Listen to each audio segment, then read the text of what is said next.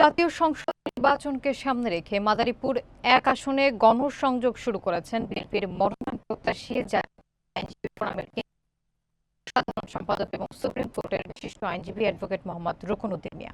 বিস্তারিত থাকছে রাকিবুল হাসান রকির প্রতিবেদনে। বৃহস্পতিবার বিকেলে তিনি শিবচর উপজেলার বাঁশকান্দি ইউনিয়নের শেরপুর বাজারে ঈদের শুভেচ্ছা বিনিময় এবং স্থানীয়দের সঙ্গে সৌজন্য সাক্ষাৎ করেন।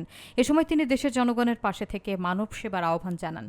দীর্ঘদিন ধরেই অসহায় ও দরিদ্র মানুষের পাশে দাঁড়িয়ে কাজ করে আসছেন এই পরিচ্ছন্ন ভাবমূর্তির রাজনীতি।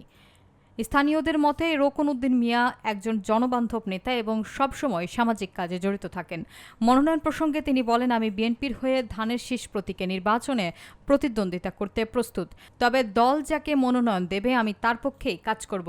তিনি আরও বলেন, আমার আদর্শ শহীদ জিয়াউর রহমান, রাজনীতিকে ক্ষমতার মাধ্যমে নয় মানুষের সেবার প্ল্যাটফর্ম হিসেবেই দেখি।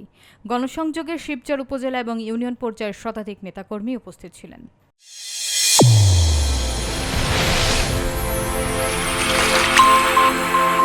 চ্যানেল A1 হৃদয় রেসপন্স।